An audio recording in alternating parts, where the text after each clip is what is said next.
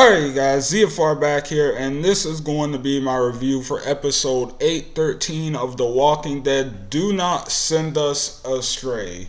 And there's a lot to say about this episode, and I didn't take the time to actually take notes or anything on the episode because I just didn't have time this time around, which is why the review isn't already up. But anyway, so with that being said, sorry if this review seems a little bit all over the place, but I'm just going to kind of hit on the main points of the episode. So first of all, I just want to throw it out there now that I did enjoy the episode. I did think this was a good episode. I would give this one 4 stars out of 5. In my opinion, it was a really good episode. I mean, there was a decent amount of action, there was a lot of story, and it feels like they're in that mode right now where it's just story, where it's just about pushing the story forward. And I love it when shows do that, when there's not all this extra filler in the middle, or at least when the filler kind of pushes the story in a certain direction. Now, with that being said, it looks like next week's episode might actually kind of derail the story, if I can say right. I don't know for sure yet. Well, and I said next week's episode, but really it's tomorrow's episode now.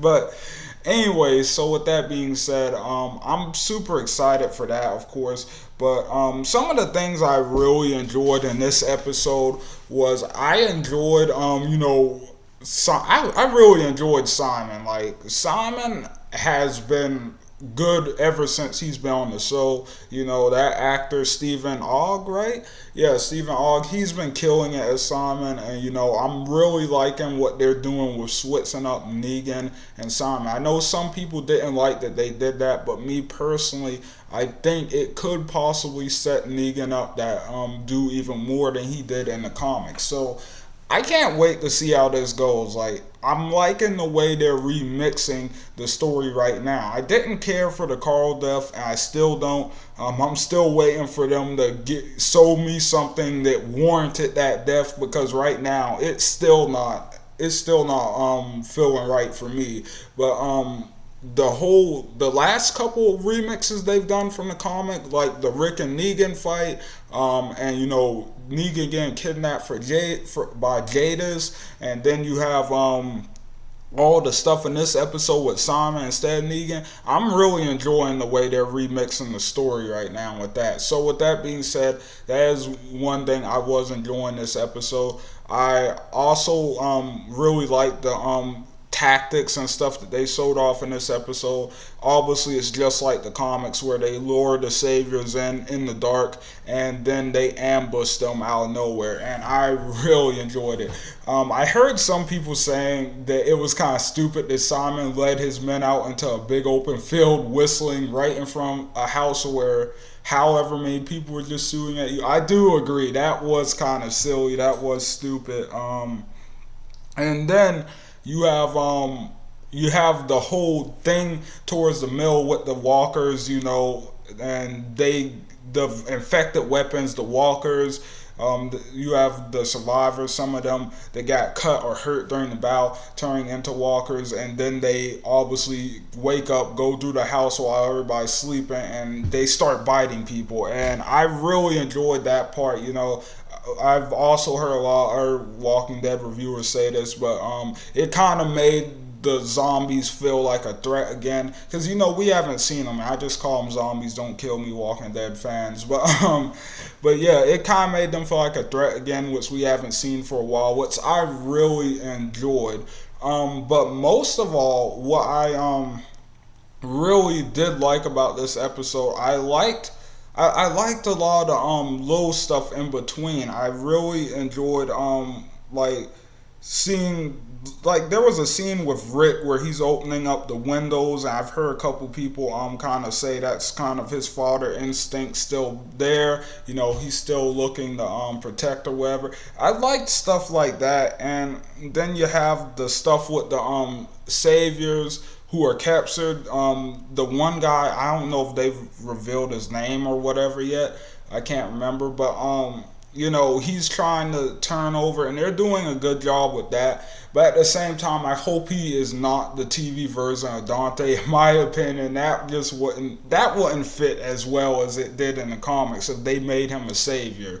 I just don't see that working out. Or at least I don't see it feeling right. But maybe they can pull it off. But I don't know. It feels like that's what they're setting him up for.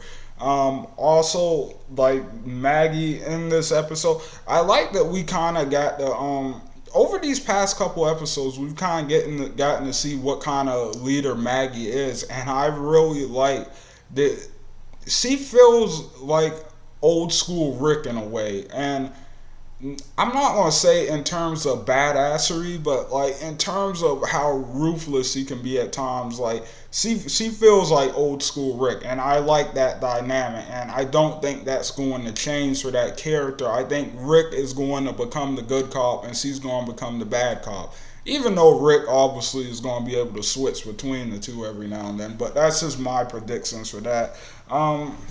But yeah, overall the episode was good. We didn't see anything from Negan in this episode or whatever, so all of that's being saved for next week's episode. I'm excited to see what Jadis does there.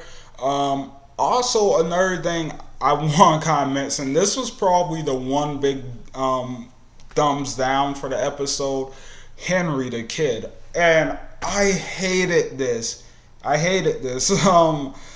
Not the part with Henry. I actually like Henry wanting to get revenge for his brother. I like that aspect. I like him being this stubborn kid. I know a lot of people don't, but I think it's okay.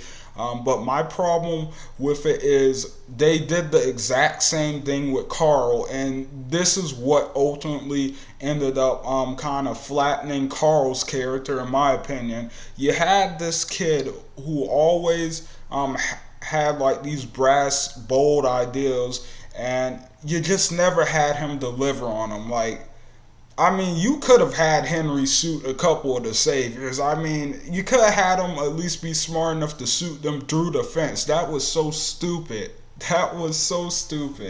And it's just another one of those moments of what I feel like is weak writing. Maybe if you wrote it a different way where he had a reason for opening the fence. He didn't have a good reason for opening the gate or the fence or whatever. He just opened it and pretty much let all the saviors go, and that ultimately ended up making him look like some stupid kid in that moment.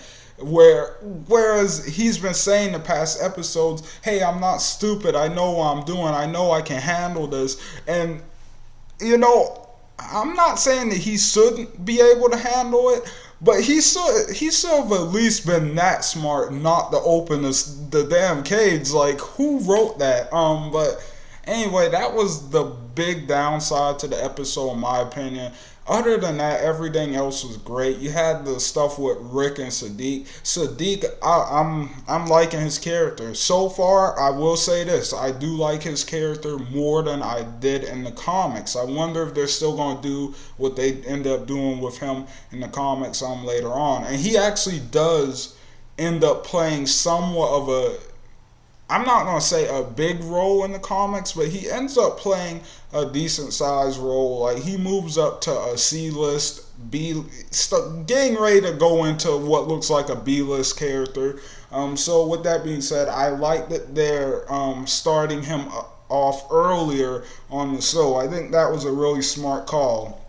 Don't agree with killing Carl off to introduce him, but overall, I think it was a smart call to introduce him earlier. So with that being said, that's all I really have to say about this episode. Like I said, 4 stars. That's why I give this bad boy. It was a good episode, alright? It was. It was an extremely good episode. It had a decent amount of story in it.